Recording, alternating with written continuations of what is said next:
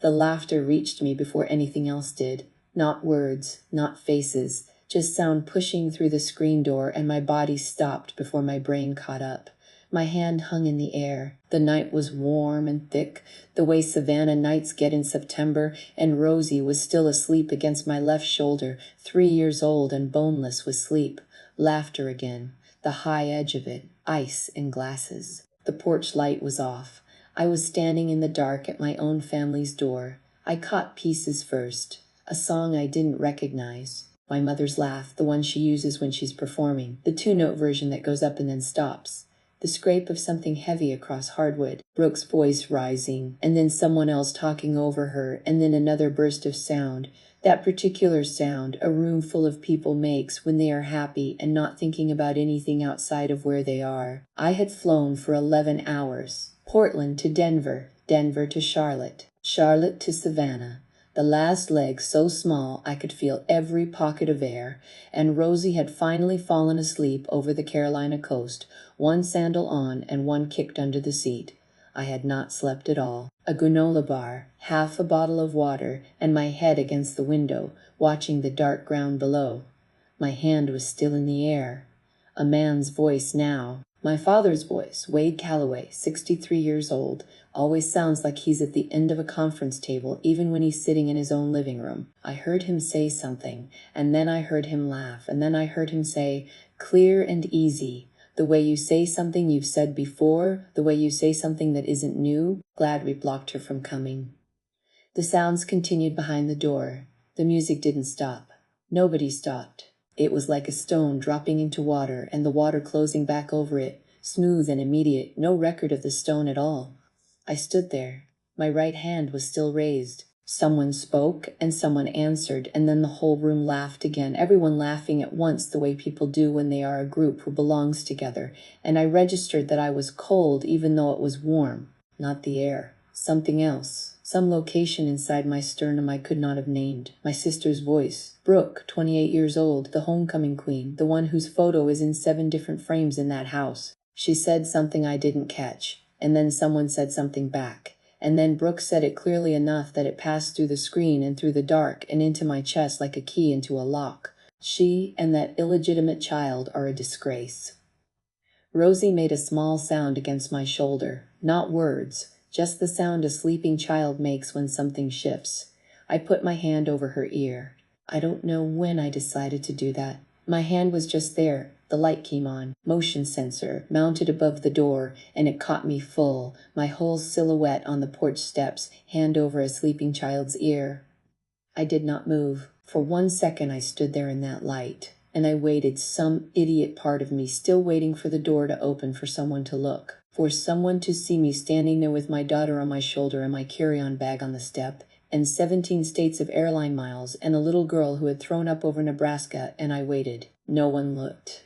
The music kept going. The voices kept going. The light stayed on. I stepped back. The gravel under my feet made a sound, and I stopped. And then I stepped back again slowly. And then I turned around, and I walked to the rental car in the dark, and I put my hand on the door handle and opened it, and I sat down. I did not cry. I want to be clear about that. I, Alice Calloway, 32 years old, senior paralegal at Hendricks and Marsh in Portland, Oregon, a woman who has reviewed trust documents in funeral homes while widows held her hand and wept. A woman who has been in rooms full of grief so thick you could feel it pushing on your eyes. I sat in that rental car with a sleeping child 2 feet behind me, and I did not cry. I reached into the front pocket of my bag. My grandfather's pocket watch. Henry Calloway, dead 3 years, who built a construction company with nothing and worked every day of his life, and who was the only person in that house who ever asked me what I was thinking when I was small. He left me the watch. My mother had considered arguing about it, and then she didn't, and so I had it. Silver, heavy, the kind of weight that means something, the kind of thing you hold when you need to remember that solid objects exist. I turned it over in my hands. It ticked. Of course it ticked. It always ticked. Henry had kept it wound, and now I kept it wound, and it would keep ticking as long as someone remembered to do that, which was maybe the only lesson he ever taught me directly. The light on the porch went off. The sensor had reset. I put the watch in my lap and took out my phone. The airline website loaded slowly. I found the earliest available flight out of Savannah. 6:42 in the morning, which was a little over 6 hours away. I booked it. I paid the change fee without looking at the number. I had a credit card I kept separate for emergencies, and this was an emergency, though not the kind I had imagined when I opened the account. Behind me, Rosie breathed in and out, steady and slow.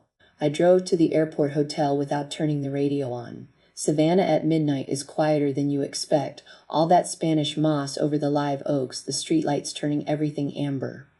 I had grown up on those streets. None of that had mattered. Apparently, none of it had ever mattered. I thought about the wedding invitation I had never received. I had told myself it was a postal issue. Brooke had always been disorganized. When weeks went by, I called her, no answer, and then called my mother. Vivian said the date was still being finalized. That was 9 weeks before the wedding. I told myself I was being sensitive, which is what I had always been told whenever I noticed something. I booked the flight myself, 2 layovers, paralegal money, Portland rent. I bought Rosie the dress, pale yellow with white daisies, because the one good thing about attending your sister's wedding is that your 3-year-old gets to wear a daisy dress, and I thought at least there would be that. She had thrown up over Nebraska, just the once. And then she was fine, and she had fallen asleep in my arms and stayed that way through the layover in Charlotte and the whole last leg. And I had carried her off the plane and into the rental car and driven to my family's house in the dark and stood on the porch and learned what I had always suspected and spent 32 years talking myself out of suspecting. The Holiday Inn was 6 minutes from the airport. I checked in at the desk with Rosie still asleep on my shoulder, dead weight and warmth. And the young man behind the counter had the good sense to speak quietly and hand me a key card without asking why I looked. Yeah. The room was small and clean and smelled like industrial laundry, and I was grateful for both things. I put Rosie down on the bed closest to the wall. She stirred, frowned, resettled. I took off her remaining sandal and pulled the blanket up, and she burrowed into the pillow and did not wake up. I unzipped my bag. On top, wrapped in a dry cleaning bag because I had packed it carefully, was the little dress, yellow with white daisies. Broderie anglaise at the collar. I had spent 45 minutes in the children's section at Nordstrom Rack because I wanted it to be right, because I wanted Rosie to look like the kind of child people are glad to have in their family photos. I took it out of the bag. I smoothed the dry cleaning plastic over it. I hung it on the hook on the back of the bathroom door, the little hook they put there for exactly this purpose, and I stood and looked at it for a moment in the bathroom light. Then I took it down. I folded it carefully, the way I had folded it before, creases where the creases belonged, and I put it back in the suitcase. I sat on the end of the bed. The AC unit clicked on. Rosie breathed. I texted Daniel, back Monday, Harrington Trust needs attention first thing. I was already thinking about it. Real work. Work that made sense. I set my phone on the nightstand. I reached into the bag again, and I took out the pocket watch, and I set it next to the phone. In the quiet, I could hear it. Soft, steady, the sound of something that kept going because someone remembered to wind it. Rosie shifted in her sleep. She made the small sound she makes sometimes, almost a word, not quite. I put my hand over hers on top of the blanket. We are going home, I thought. And then, we have always been going home. The home that was ours was in Portland, in an apartment with a window box and a daycare that knew her name. The home I had just driven away from in the dark was never ours. I had spent 32 years confusing proximity with belonging. I did not cry. I sat on the end of the bed in a Holiday Inn 6 minutes from the Savannah airport, and I listened to the pocket watch tick. And at some point the chair I had pulled to the end of the bed became the place where I sat until morning. The flight left at 6:42 in the morning and landed in Portland just before noon. And by 1 o'clock I was in my own kitchen with Rosie on my hip asking for goldfish crackers, and the whole trip feeling like something that had happened to someone else. Or maybe something I had dreamed badly on a too hot night. I put her down. I found the goldfish crackers. Home. This was home. I unpacked, started the laundry, wiped the counter, normal things with completion points. The Savannah trip went in a category I did not have a word for yet, and I left it there. Monday came the way it does with a 3-year-old, all at once and slightly too early. Rosie wanted the purple shirt. Purple shirt was in the dryer. I got the purple shirt. I dropped her at Sunshine Tree, and she walked in without looking back. Hendricks and Marsh is 12 minutes by bus. I sat down at my desk and opened the Harrington file, and I worked. Maya came by at 10 with the good coffee pods, the ones she kept in the second drawer of her desk. The Ethiopian ones that tasted like they were trying. She set a mug on the edge of my desk and sat in the chair across from me and looked at me with the particular look she uses when she has already decided not to say the first thing she was going to say. "How was the wedding?" she asked. "I didn't go," I said. I kept my eyes on the Harrington file. She was quiet for a moment. Then she said, "Was everything okay?" And I said yes. And she said okay, and I appreciated that she left it there. Maya has 2 brothers she does not speak to. She understands the geometry of families that don't work. The Savannah number called at 11:17. I let it go to voicemail. I had been getting calls from a Savannah area code since early summer and assumed it was my mother using a different number. I had a system. Let it ring, delete without listening. I picked up Rosie. She reported that Dominic had eaten a purple crayon. We did dinner and the rabbit book, and she was asleep by the 3rd page. By the 2nd week, I had what I needed. Not okay, but functional. The problem with functional is that it requires maintenance. Keep the apartment clean. Keep Rosie on schedule. Keep showing up. What I was not doing was letting myself spend time in the parts of my brain where the porch still existed, where my father's voice still played, loose and easy. Glad we blocked her from coming. I know when to leave files alone. 2 weeks after I came home, my phone lit up with my mother's name. I was standing at the kitchen counter at 11 at night with a cold cup of tea. I let it go to voicemail. Then I sat down on the floor of the kitchen with my back against the cabinets and pressed play. Her voice was warm. That is the word for it. Vivian Calloway has a warm voice when she wants to. Low and smooth and full of the particular music of a woman who spent 40 years being charming in church basements and on school boards and at the kind of Savannah dinner parties where the silver has to be polished before anyone arrives. "Alice, honey," she said, "we missed you at the wedding. I hope you're doing well. Rosie must be getting so big. Let us know if you ever want to visit." A pause. Long enough to be intentional. "We do love you, you know."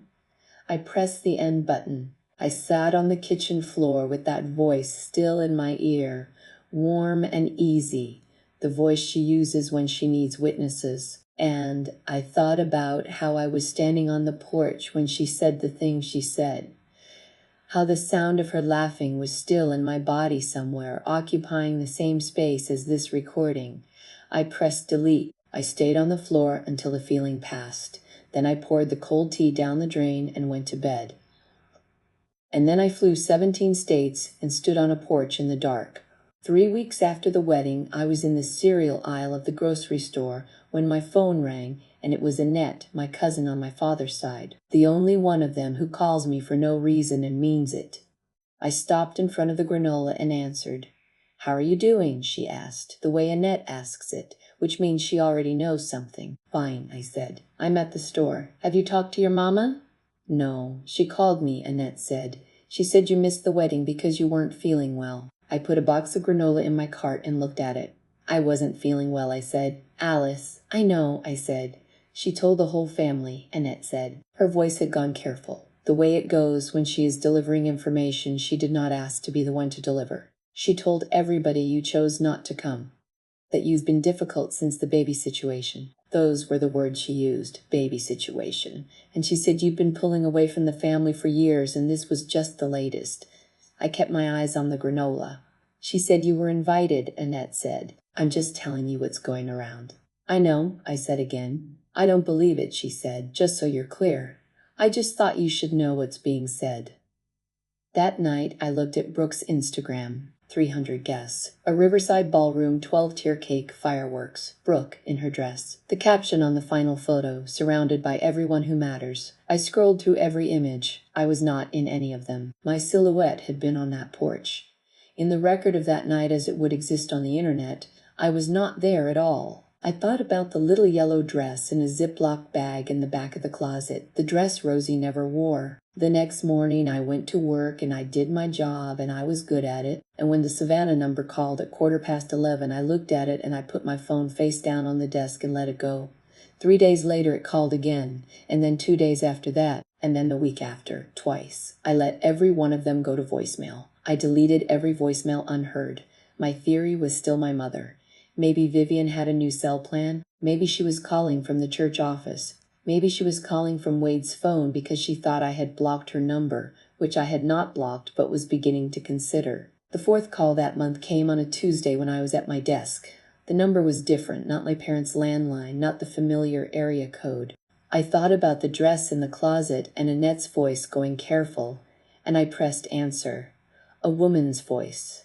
Older, measured, the voice of someone who has delivered difficult news professionally and learned to do it without flinching. Miss Calloway, she said, my name is Nell Bishop. I was your grandfather Henry's personal attorney. I have been trying to reach you for some time. There is a matter regarding your grandfather's estate that requires your attention. Please call me back at your earliest convenience. I sat very still with my salad in front of me and the Henderson Trust on my screen and this woman's voice still in the air of my office.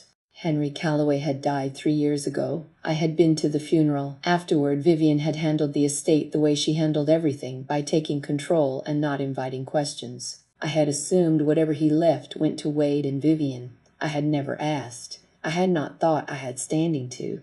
I set down my fork and I called the number back. She answered on the second ring. Miss Calloway, she said, thank you.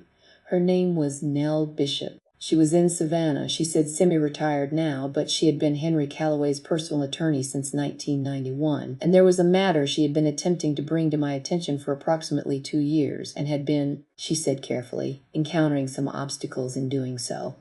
What kind of obstacles? I asked. She paused just long enough for the pause to be an answer. Your grandfather, she said, established a trust before he died. You were named as the beneficiary. Your father was named as the trustee. I was not the attorney who drafted the document. That was the family attorney. But your grandfather came to see me privately about 6 months before he passed and asked me to hold a letter for you. He left instructions that I was to deliver it to you when the time was right. I put down my pen. He left you a letter, she said again. I have been attempting to reach you for 2 years, Miss Calloway. I called your parents' number first, and I was told you did not wish to be contacted. I kept the number I had for you from your grandfather's records, and I kept calling it. I'm glad you answered. I asked her what was in the letter. She said she would read it to me if I wanted. Her voice did not change when she said it. The voice of someone who has been waiting a long time to say a thing and has made peace with the waiting. Yes, I said. She read it over the phone. I sat at my desk, salad going warm, and listened to my grandfather's voice come through a woman I had never met. Warm and direct, exactly like him. He wrote that he knew his son had a flexible relationship with other people's money. He did not say it apologetically. He said it the way you state a weather condition, a thing you have observed and incorporated into your plans. He wrote that he had established the trust specifically for me. You are the only one in this family who builds things instead of taking them, he wrote. I have watched you for 30 years, and I have never once seen you take something that wasn't yours. That counts for something. I wanted it to count for something after I was gone. He told me to request a full accounting from the trustee. He said the pocket watch had something I would need. I looked at my bag on the chair across from me. The pocket watch in the front pocket, same as always. The pocket watch, I said. Yes, he wrote about that, she said. I know, I said. I have it. I know you do, she said. He told me you would. I sat there for a moment after she finished reading. Then I asked her how long she had been trying to reach me, and she said 2 years, give or take. And I asked what exactly had happened when she called my parents' number, and she said that Vivian Calloway had told her I did not wish to be contacted, that I had made it clear I wanted nothing to do with the family's financial matters. I absorbed that. Vivian had not mentioned, I said carefully, that there was a trust in my name. No, said Nell Bishop. She had not mentioned that. I thanked her and said I would be in touch, and I sat there for another few minutes after I hung up, looking at the Henderson Trust on my screen without seeing it. Then I picked up my fork and finished my salad, because it was there, and because paralegal work requires a certain steadiness, and you do not get steadiness by skipping lunch. The next day, I called Gerald Pierce, the family attorney. I had met him at the funeral, seersucker suit, bowl of hard candy, the practiced warmth of a man families call when they cannot call each other. I asked him for a full trust accounting. He paused, and then he said he would need to speak with Wade first. I told him, as politely as I could, that the beneficiary's right to an accounting did not require the trustee's permission. I cited Georgia code. I mentioned the relevant statute number. He was quiet. He knows, I thought. I said I looked forward to receiving the accounting, and I hung up, and then I sat with the Henderson Trust on my screen without seeing it, the geometry of what was forming in my head coming together the way a case comes together when the evidence is real. I know what a mismanaged trust looks like. I know what a man looks like when he pauses because he is calculating how much you already know. Gerald Pierce had paused. I reached into my bag and took out the pocket watch and set it on my desk and looked at it for a long time. Henry Calloway, who built a construction company with his hands. Henry, who watched everything quietly and said very little and had apparently, before he died, arranged things with a precision that was going to take me some time to fully understand. He said, "The pocket watch has something you will need." I turned it over. I had turned it over 1,000 times. The case back. The hinged cover on the back of the watch. Silver and worn smooth where hands had touched it, including his hands, including mine. I pressed the small catch. The cover opened. Engraved on the inside of the case back in small, neat figures was a number. Not Henry's name, not a date, a number. 8 digits. I looked at it for a long time. Then I closed the watch and put it back in my bag, and I pulled up my airline account, and I looked at flight prices to Savannah for the weekend. And then I looked at the Annette text from last week, the one where she had told me the things Vivian was saying about me to the family, the one I had not fully answered. "Are you okay?" she had asked at the end. I started typing back. I was going to say yes, and then I stopped. I looked at the 8-digit number still clear in my mind. I looked at Gerald Pierce's silence on the phone. I typed, "Can I call you later this week? I want to ask you something about the Ashworth prenup." She replied in 3 minutes, of course. "Anytime." Also, I heard something about that. The material misrepresentation thing, some clause Graham's family wanted. I thought it was odd at the time. I set down my phone. Material misrepresentation. The Ashworths were old Savannah money, the careful kind, the kind that does not combine finances without understanding exactly what is being combined.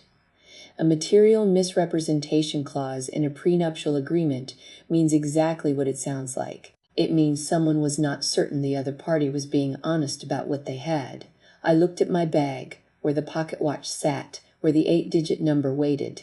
The shape of it came a little clearer. I put everything away. I picked up the Henderson file and worked. I picked up Rosie and we did dinner and the rabbit book, and I sat with her after she fell asleep. I did not sleep well that night, but I had stopped expecting to.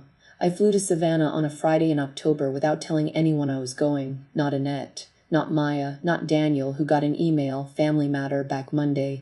I booked the direct flight on my lunch break and paid from the emergency account, the one for categories a regular account was not built for. Rosie spent the weekend with my neighbor Dana. I dropped her off and heard Biscuit's nails on the hardwood and Rosie's shriek of delight. Dana closed the door and said, "Go." She didn't ask what for. On the plane, I did not open the laptop. I watched Georgia appear beneath the clouds, the low flat land and the marshes going gold in October, all that Spanish moss hanging from every live oak like something patient.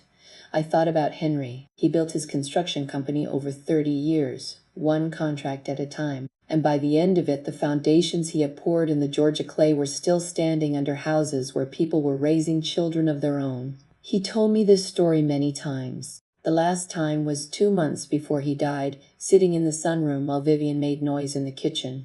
"You build things," he said. That was all. He was not a man who required elaboration. The taxi took me to a bank on Bull Street, Georgia marble facade, the kind that has been in the same building since before anyone can remember.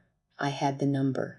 I had my documentation. The assistant manager, Mrs. Pratt, bifocals on a beaded chain, made one call to the legal department in Atlanta, then led me to a small room and left me alone with a metal box. The box was not large. It was the size of a shoebox, maybe a little longer, institutional gray metal with a small keyhole. The number from the pocket watch was not a combination but an account number, and Mrs. C. Pratt had the corresponding key, and when she turned it, the lock opened without resistance, easy and immediate, like something that had been waiting to be opened and was relieved. Inside the box there were 3 things. A manila envelope sealed with tape and labeled, in Henry's handwriting, "Trust Documents." A brown leather journal, small, the kind that fits in a coat pocket, with elastic around it and no writing on the cover. And a note card, handwritten, unsigned, 4 sentences long. I read the note card first because it was on top, Henry's handwriting.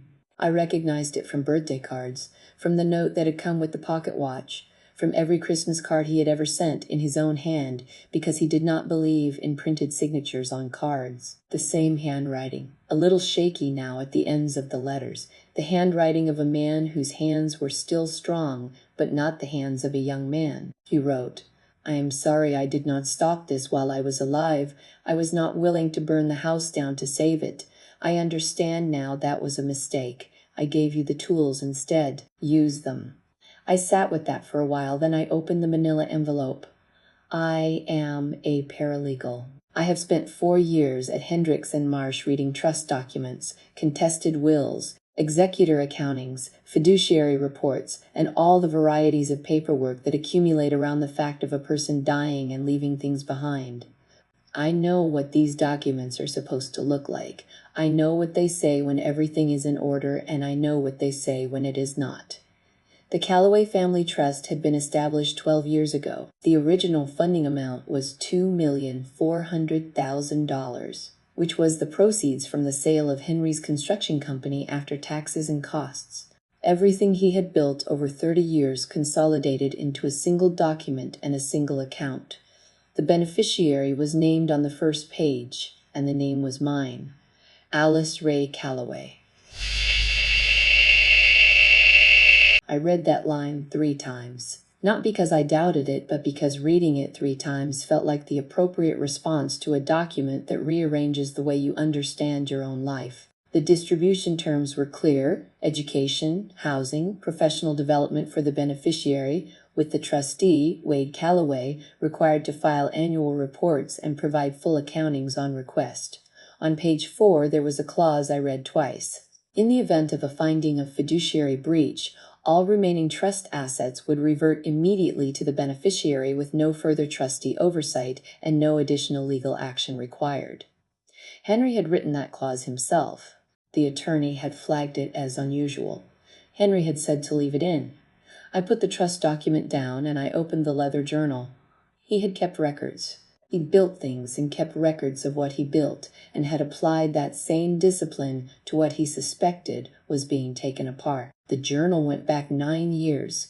Entries of dates and amounts, account numbers, notes, asked Wade about April withdrawal, no satisfactory answer. Feb distribution does not match reported expenses. December amount does not correspond to any beneficiary request on file. 9 years of watching. 9 years of writing it down. The entries got shorter toward the end, the handwriting shakier, but they continued until 3 months before he died. The last entry was a single line. It said, "I have done what I can. The rest is up to her." I closed the journal and sat in that small room with the October light through the one high window. I thought about my grandfather in this same bank, handing over a box of evidence he had spent 9 years assembling, asking them to hold it for a person he trusted to eventually come looking. I thought about Wade Callaway standing at his real estate company's desk signing documents he had not read because he believed his authority was absolute.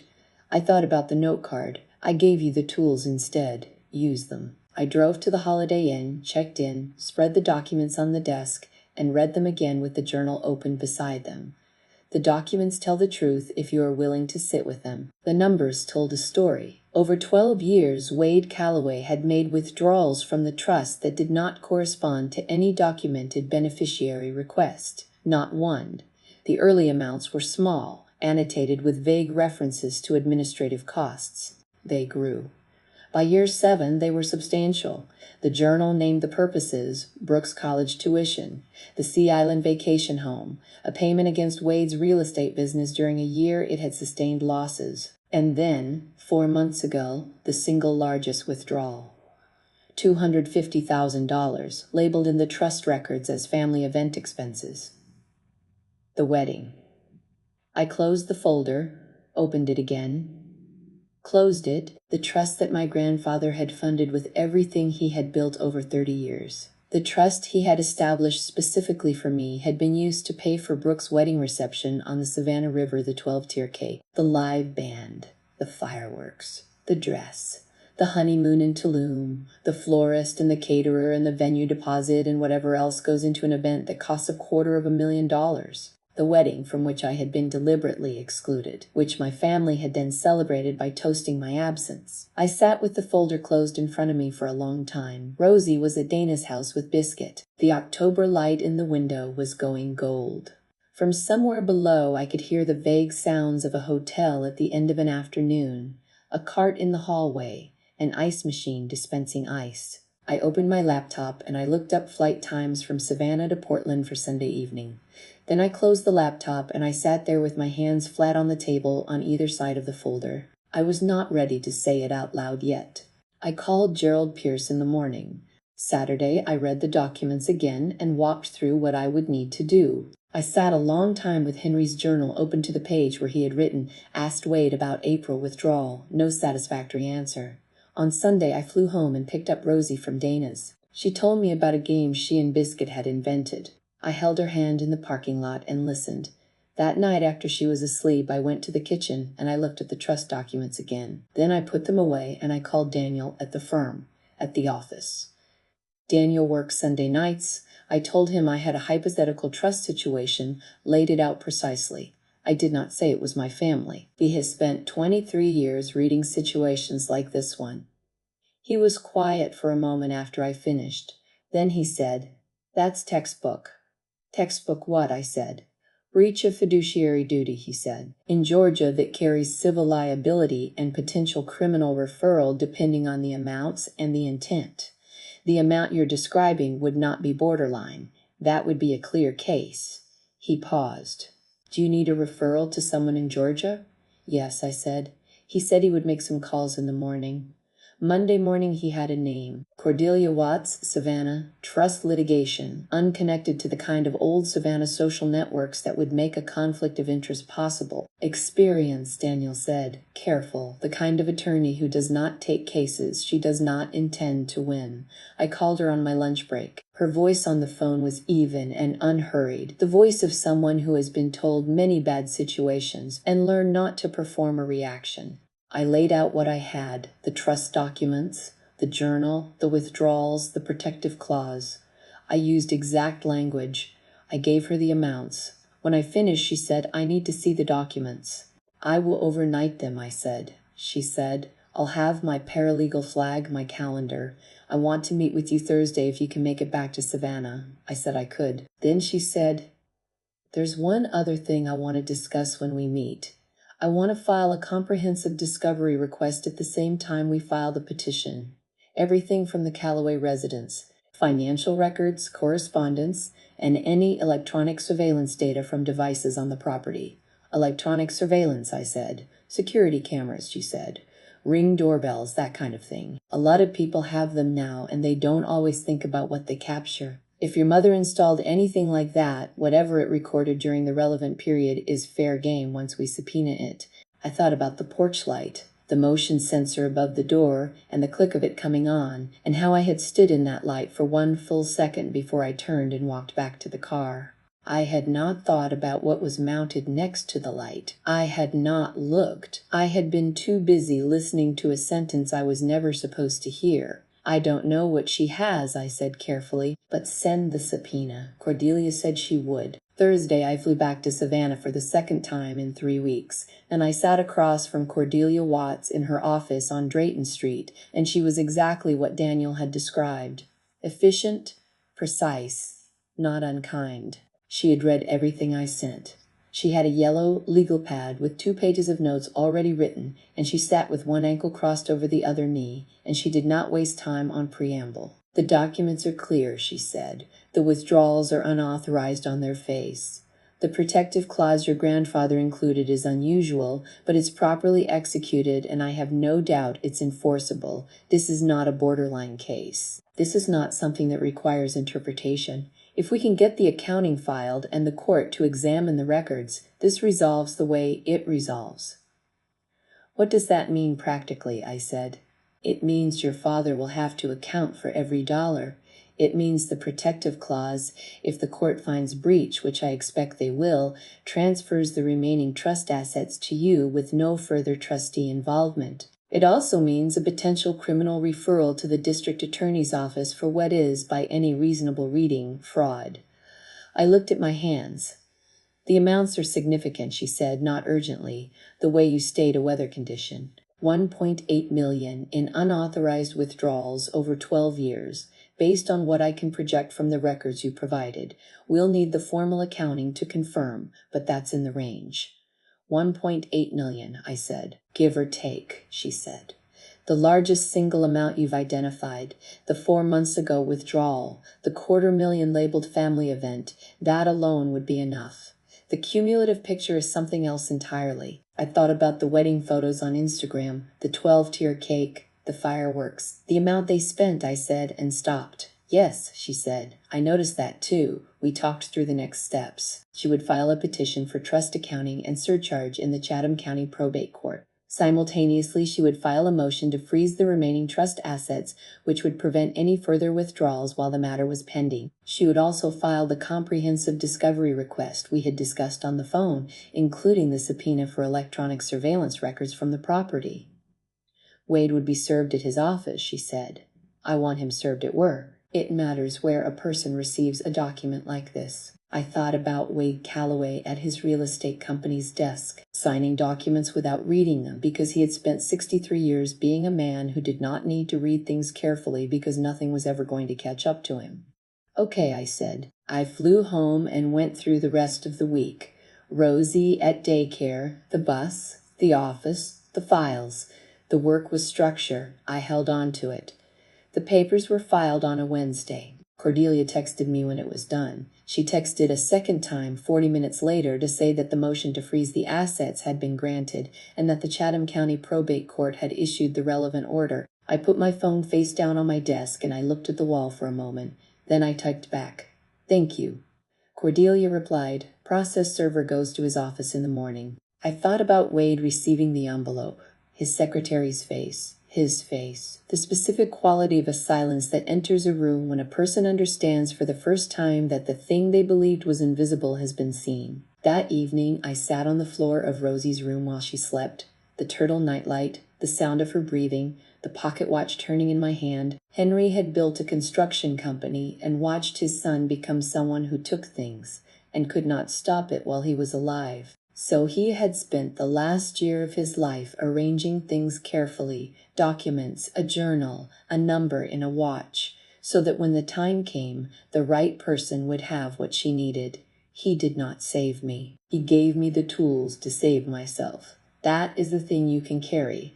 I wound the watch the way I wound it every night. It was an automatic motion by now, the small familiar pressure of the crown and the clicks of the mechanism catching, and when I let it go, the watch ticked on in the quiet. Rosie shifted in her sleep. She turned her head and her hand opened on the blanket, palm up, the particular abandon of a child who has no reason not to trust the world completely. I put the watch in my pocket and I stayed there on the floor until my back began to protest. And then I got up quietly and went to the kitchen and stood at the window for a while, looking at the parking lot and the maple tree and the particular darkness of a Tuesday night in Portland when the rain is coming and the streetlights have gone soft and haloed. A text from Annette came in at 10:15.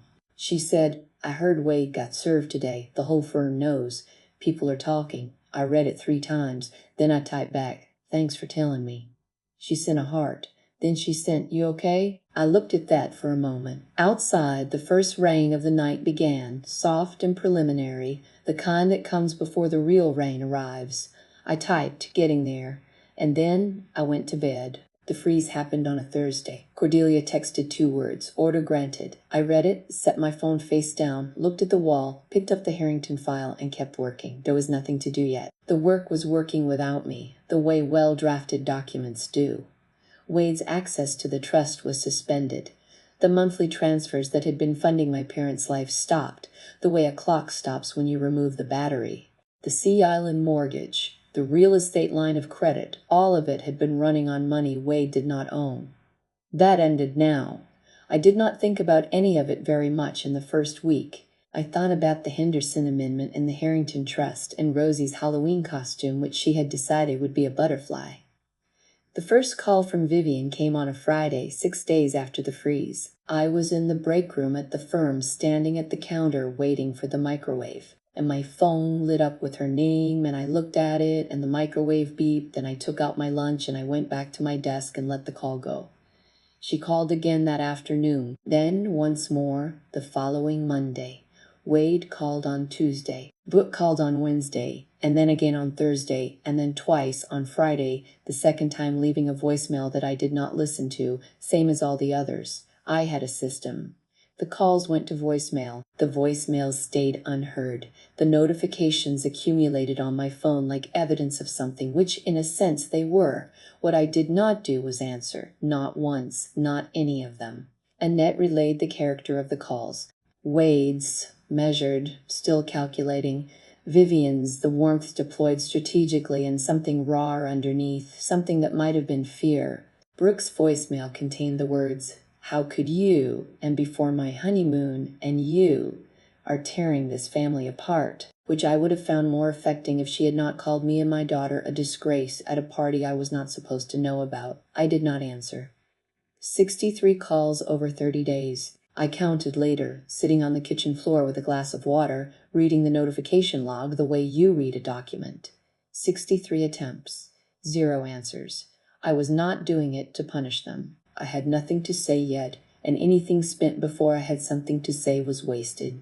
I had watched that family spend everything, money that was not theirs, patience that cost them nothing, words the way Vivian spent charm. Conservation was the only strategy that worked. So I conserved. What I could not conserve entirely was my attention to what was happening on the other end. Annette called me on a Tuesday night 3 weeks into the freeze, and her voice had the particular quality it gets when she is preparing to deliver information she has not sought out. "The vendors are calling Brooke," she said. "The wedding vendors, the florist, the caterer, the band." She said checks have bounced. I said nothing. "The florist called twice last week," Annette said. "The catering company sent something in writing. Brooke called Wade, and he told her the accounts were frozen, and she called the family attorney, and Gerald wouldn't tell her anything. And Graham asked her what was happening, and she didn't have an answer." I thought about Graham Ashworth, 30 years old Savannah money, the careful kind. I thought about the prenuptial agreement that his family had insisted on, with the clause about material misrepresentation of assets. I thought about what it would mean for a man who had married into a family he believed was financially established to begin receiving calls from catering companies about bounced checks. "Is Graham talking to his family's attorney?" I said. Annette was quiet for a second. "Probably," she said. "His mama doesn't miss much." I said thank you and that I would call her soon, and I meant it. The wedding vendor payments had been traced. The $250,000 withdrawal, labeled family event expenses, had moved through an intermediary account and out to the venue, the florist, the honeymoon villa in Tulum. Every sparkler held up by a guest who had danced at a party paid for by a woman who had not been invited to attend it. Cordelia put this in the court filing. She did not editorialize and did not need to. The night before the hearing, I gave Rosie her bath and read the rabbit book and sat in the room after she fell asleep. She had Tara's nose and Tara's habit of sleeping with one arm above her head. I had a photo of Tara in my wallet 3 years ago, her 30th birthday, a blue dress and the kind of laugh that was fully herself. I took it out and looked at it. Then I put it back in my wallet, and I picked up the case file from the desk, and I sat down and I went through it one more time. The way I go through everything one more time the night before it matters, not because I doubt the preparation, but because I respect the moment enough to arrive at it prepared. I had booked us into a hotel with a small pool. Rosie had been asking about the pool for 2 days. Annette had agreed without hesitation to be there and had been texting Rosie directly about snack logistics. On the morning of the hearing, I drove us to the courthouse. Annette was waiting near the entrance. Rosie reached up for Annette's hand without ceremony, and Annette took it and squeezed once and looked at me over Rosie's head. "You ready?" Annette said. I told her I was. She put her free hand on my arm briefly, the way Annette does things. No ceremony, just the gesture, and then she turned and took Rosie toward the hallway bench where they had agreed to wait. And I watched them for a moment, Annette in her good green dress and Rosie in the yellow flowers walking away together, and then I turned and went inside. Cordelia was already there. She was standing at the end of the hallway outside the courtroom in a dark blue suit with her legal pad and her reading glasses pushed up, and when she saw me she nodded once, efficient and certain, the nod of a person who has done this before and knows how it works. We went over the structure one more time. The court had the documents. Wade's attorney had responded, good faith, family expenses, the family unit as a whole. I listened to her summary of this argument, and I thought about how it would sound to a judge who had the accounting in front of her. The courtroom was smaller than I expected. Wood paneling, high windows, the particular formality of a room where things are decided. Wade was already at the respondent's table with his attorney, seersucker suit, the kind of Savannah lawyer who has been drinking bourbon with the right family since law school. Wade did not look at me. He had aged in the aggregate, the way a building ages. Vivian was in the gallery. She was wearing the pearl earrings and the pressed linen she always wore when she needed to be taken seriously, and her silver blonde hair was set. She was very still in her seat, the stillness of a woman who has spent her whole life controlling how she was perceived and was applying that skill now under conditions she had not prepared for. She did not look at me when I sat down at the petitioner's table with Cordelia.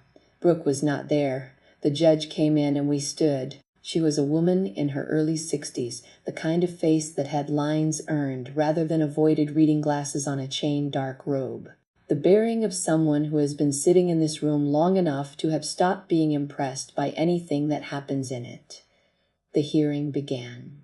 Cordelia was precise. She had been precise in her office, and she was precise here, presenting the accounting with the specific thoroughness of someone who understands that clarity is a form of argument. She laid out the withdrawals in chronological order. She named the amounts. She connected them to the trust document and the stated distribution terms and the absence of any beneficiary request documentation in every single instance over 12 years. She submitted Henry's journal as corroborating evidence, noting its dates and the specificity of the entries. Wade's attorney made his argument. In good faith, he said several times. Family patriarch, family resources. The language of a man who has been given an argument and is delivering it faithfully without quite believing it will work. The judge looked at Wade's attorney over her reading glasses. Counsel, she said, a trust is not a family checking account. She said it evenly, without emphasis, the way you say something that should not require saying but apparently does. The attorney began to respond, and she held up one hand. Then Cordelia introduced Henry's protective clause. The judge read it. She read it twice, actually, which I noted, which told me something about her attention. Then she read the relevant section of Georgia trust law that Cordelia had cited, and she set both documents down on her desk and she looked at the room. The clause is properly executed, she said. The finding of fiduciary breach is supported by the documentation before this court. The motion is granted. All remaining trust assets revert to the named beneficiary, Alice Ray Calloway, effective immediately, with no further trustee involvement. Wade's attorney objected. The judge overruled him. She used 5 words to do it, and then she moved on. Wade was ordered to produce a full personal financial accounting within 60 days as the first step toward determining the restitution amount for the $1,800,000 in unauthorized withdrawals. A criminal referral to the district attorney's office was noted in the record as appropriate for consideration given the nature and scale of the breach. I sat at the table with my hands flat on the surface in front of me. I had practiced being still. Cordelia had told me to be still regardless of what happened, and I had agreed, and I was still, but my hands on the table were aware of the wood under them in a very specific way. The grain of it, the solidity, the fact of it. Then, Cordelia said she had one additional piece of evidence to introduce for the record. Wade's attorney looked up. Cordelia submitted the footage from the Ring doorbell camera registered to Vivian Calloway, obtained via the discovery subpoena filed at the outset of the proceedings. She described what it contained. Alice Calloway arriving at the Calloway property on the evening of the wedding celebration. A child asleep on her shoulder. Alice reaching for the screen door, stopping, listening, stepping back, walking away in the dark. She noted that the audio captured the ambient sound from inside the residence during this time. The footage was played on the courtroom display. It was 37 seconds long. The quality was what residential doorbell cameras produce, clear enough, the kind of footage that does not require interpretation. You could see me in the motion sensor light, my hand still raised toward the door handle, Rosie's weight against my shoulder, the way I went still when I heard the voices. You could see me put my hand over Rosie's ear. You could see me step back. You could see me turn and walk to the car in the dark, and the light stayed on behind me until the sensor reset, and then the screen went dark. The audio in the last 8 seconds before I moved away from the door captured the sounds from inside clearly enough. The laughter. A voice saying something I could not distinguish. And then Brooke's voice, distinct, carrying the way voices carry on warm September evenings through a screen door. She and that illegitimate child are a disgrace. And then the low ease of my father's laugh. The courtroom was very quiet. The judge watched the footage and did not move during it. When it ended, she sat for a moment, looking at the now dark screen. Then she looked at the room in general, a look that took in the gallery and the tables and the space between them. Vivian, in the gallery, had her hand over her mouth. Her other hand was in her lap, and it was not still. The judge said that the footage and audio would be admitted for the public record as relevant context for the nature of the family dynamic underlying the fiduciary matter. She said this without particular expression. She made notes on the pad in front of her, then she thanked Cordelia for the thorough preparation, told Wade's attorney his client had 30 days to respond to the restitution framework, and closed the session. I gathered my papers. Cordelia touched my arm briefly. The same gesture Annette had used, and said, "Well done," which meant the preparation. Not anything I had needed to do beyond show up and be still. I walked out of the courtroom and down the hallway to the bench where Annette and Rosie were sitting. Rosie had goldfish crackers on her lap and was engaged in an activity involving small colored pencils and a coloring book. And she looked up when she heard my steps on the tile, and she held up the coloring book to show me a butterfly she had colored orange with purple wings, which was not biologically accurate but was very rosy. "That's beautiful," I said.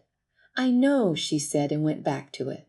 Annette looked at me. She did not ask what happened. She looked at my face, and she apparently got sufficient information from looking at my face because she nodded once, slowly, the nod of someone receiving a confirmation they had been carrying the weight of hoping for. The footage went public within 48 hours.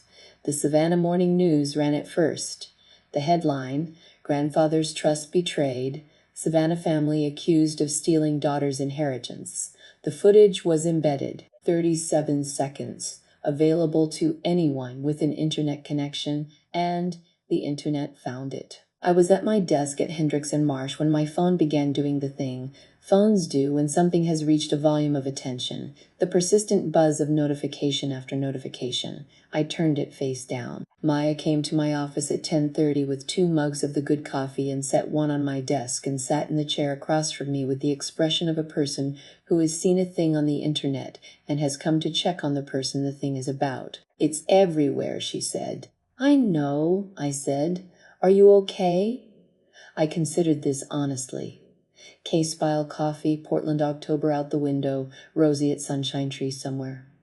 "I'm okay," I said. She looked at me for another moment, and then she nodded, and we both drank our coffee, and she went back to her desk, and I turned my phone over long enough to text Cordelia. who had already seen it and who had already sent me a message that said, for the public record, this is not a negative development. The other things that surfaced were the things that surface when a story gets enough attention. Brooke's employment history did not survive close examination, a fabricated role at a company with no record of her. The credit card debts appeared in court filings. The affair was a whisper from the wedding planning world that reached Annette from two people who did not know each other. Graham Ashworth's family had begun their own investigation before the footage ran. The Ashworths had not built their position in Savannah by failing to notice when numbers did not add up. They had been quiet and methodical about what they did with the information, which was the Ashworth way. After the footage ran, and the article ran, and the additional information began to surface, the Ashworths stopped being quiet. Annette texted me on a Friday evening. Graham's family has called in someone from Atlanta. Not local. I read it in the kitchen while I was making Rosie's dinner. I texted back, okay. She sent, it's not going to go well for Brooke. I set down my phone and I stirred the pasta. And I watched Rosie through the kitchen doorway sitting on the living room rug with the coloring book, the orange and purple butterfly half finished, adding what appeared to be green polka dots to the wings with the concentration of a person who knows exactly what she wants. I thought about the yellow daisy dress in the closet, still in the Ziploc bag. I had not yet decided what to do with it. There would be time to decide. The liquidation order came down on a Thursday in November, 6 weeks after the hearing. I know because Cordelia called me in the middle of the afternoon, which she does not usually do. She is a text-first person, efficient and conserving. So when her name appeared on my phone as an incoming call, I stepped out of the office into the hallway and answered it, standing by the window that looks out over the parking structure. The court has issued the restitution framework, she said. Your father has 60 days to begin liquidation of designated assets toward the $1.8 million. The Sea Island property is first. I looked at the parking structure. The vacation home, she continued, is titled in his name and your mother's name jointly, which means it goes to satisfy the judgment. The listing goes up next week. Okay, I said. There is more, she said. The court also issued a criminal referral to the district attorney's office. Based on the scale and the documentation and the duration, the DA will decide whether to prosecute. That process moves on its own timeline and I cannot predict the outcome, but the referral has been made. I said I understood. One more thing, she said. The Ashworth family's attorney filed a separate civil action yesterday, separate from our matter. They are pursuing recovery of wedding costs and other contributions made on the basis of what they are characterizing as fraudulent misrepresentation of the Calloway family's financial standing. I thought about the prenuptial agreement, the material misrepresentation clause, a detail Graham's family had insisted on before the wedding that I had filed away without understanding what it would eventually be worth. Graham's family, I said. His family's attorney is thorough, Cordelia said, with what I recognized as professional appreciation. I thanked her and went back to my desk, and I sat there for a moment before I opened the file I had been working on. The Henderson Amendment, final version, ready for Daniel's review. I read through it one more time, made one correction, sent it. Annette texted me on a Saturday at the farmer's market. The Sea Island house goes on the market Monday. People are talking. I put my phone in my pocket, and Rosie took my hand and pulled me toward the sunflowers. The commercial real estate business lost 3 significant clients in November alone. The people who knew Wade Calloway began to calculate what it meant to do business with a man a probate court had found had stolen from his own daughter for 12 years. The math did not come out in his favor. The golf club asked for Wade's resignation from membership, Annette told me. The language was polite in the way that only makes the thing worse, the politeness of an institution protecting itself. I thought about the ease with which he had moved through those rooms and the way his face had gone, according to his secretary, completely white. He was reading documents now. The IRS had opened its own inquiry into the unreported trust distributions. The man who had spent 12 years signing documents without reading them was reading every word, and the words were not good. I did not feel what I expected to feel about this. I expected something hotter, something more like satisfaction. What I felt instead was closer to the thing you feel when a structure you have been watching for a long time finally settles into the collapse that was always where it was going. Not relief exactly.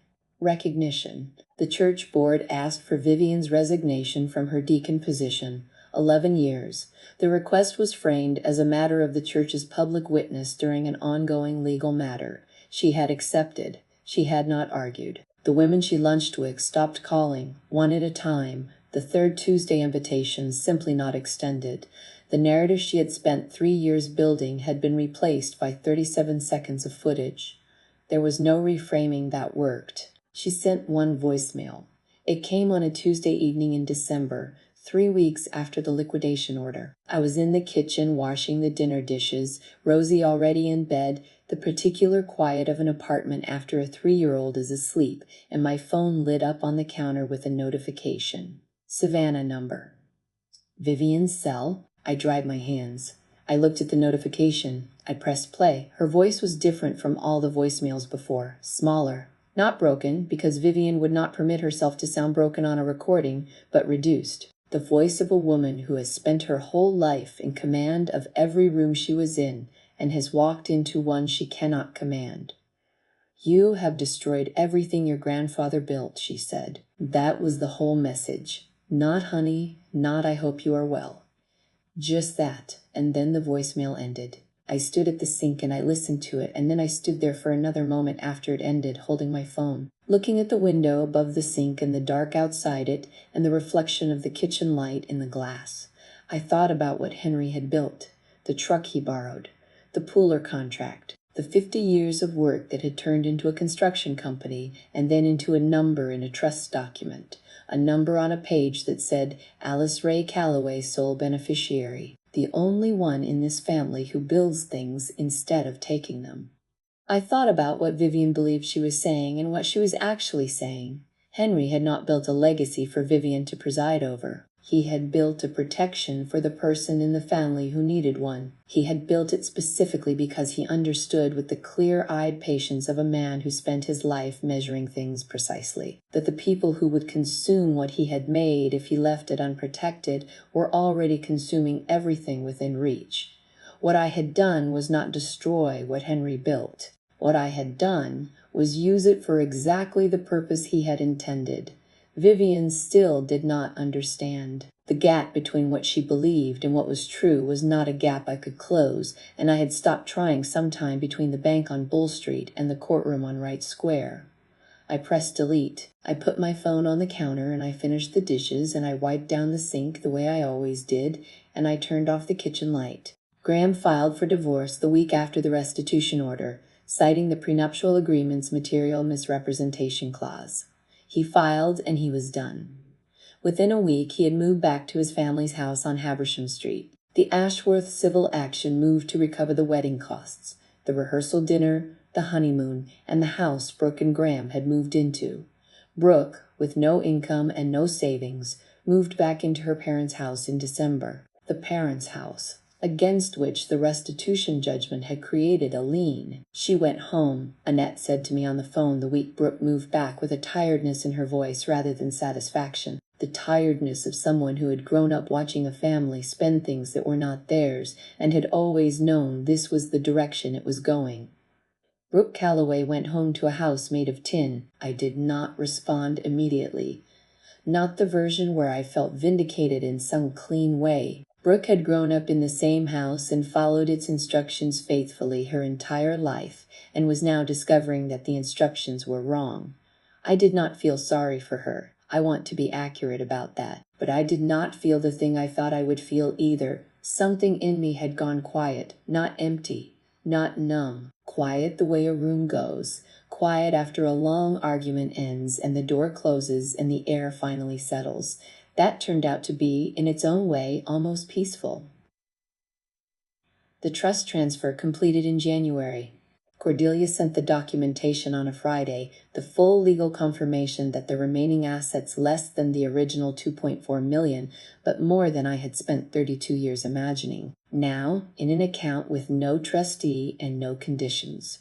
I read it at my desk, closed the file, put on my coat, and went to pick up Rosie.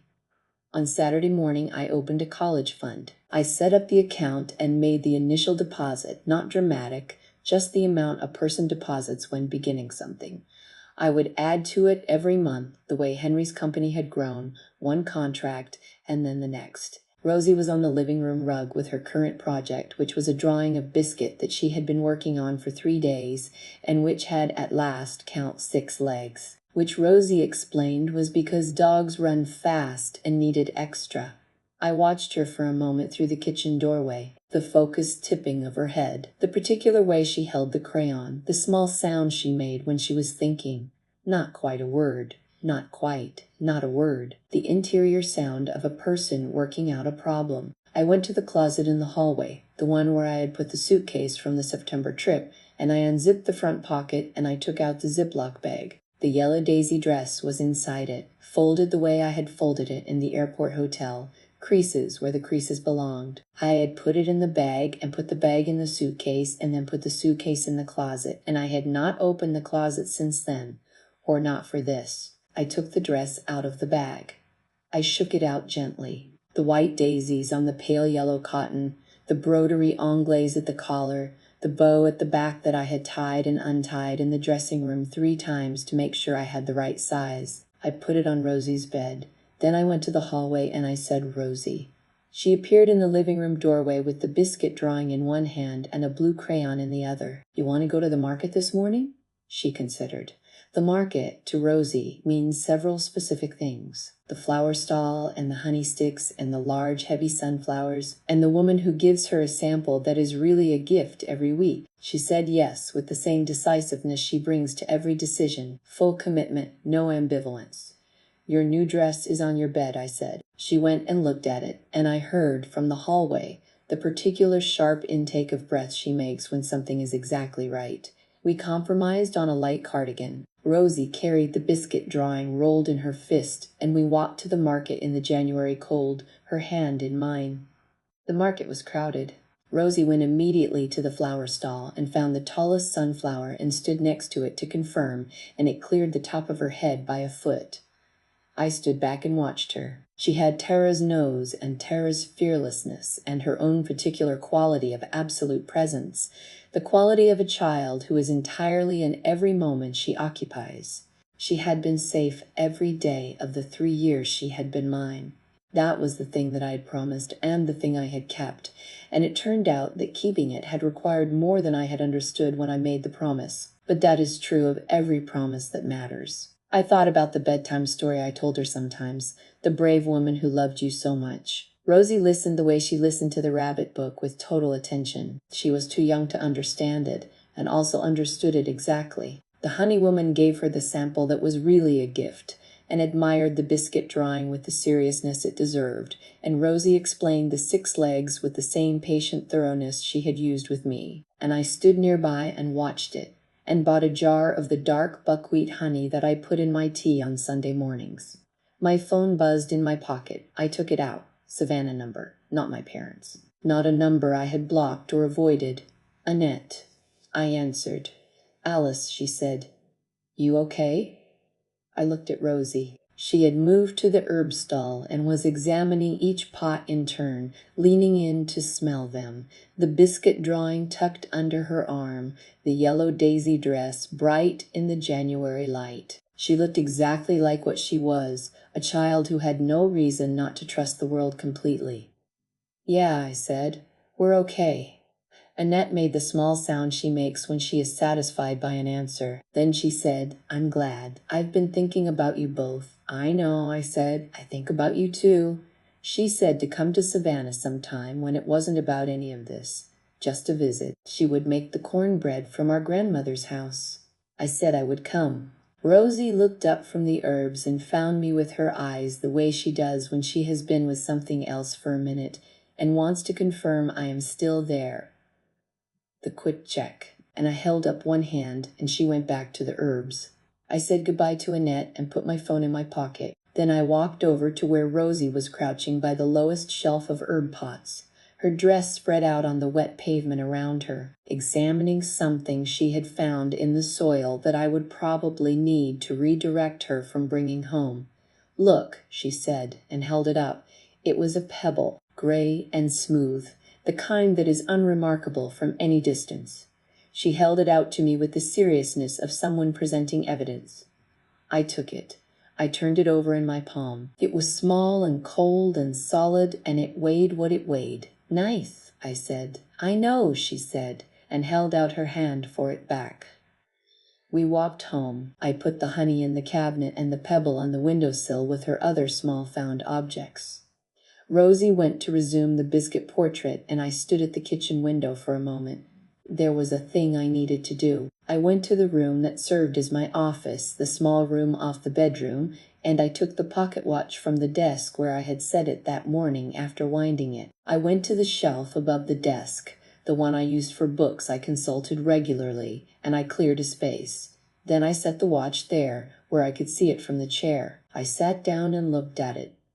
The watch kept the time it kept, steady, unhurried. The sound of it was the sound it had always made, the particular small insistence of a mechanism that has been maintained, that has been passed from hand to hand by people who understood that the keeping of a thing is its own form of faithfulness. Henry had given it to me because he knew I would wind it. He had known it before I knew it about myself. That was the thing he had seen from 30 years of watching. The thing he wrote down in the letter he left with Nell Bishop, the thing he believed enough to build an entire legal structure around. "You are the only one in this family who builds things instead of taking them." I was 32 years old. I was a senior paralegal at a firm in Portland, Oregon. I had a daughter in the next room currently drawing a 6-legged dog with a pebble in her pocket and a daisy dress, and a certainty about her own rightness in the world that I intended to protect for as long as I was standing. I had never been the disgrace. I had never needed saving. I was just the one they forgot could fight.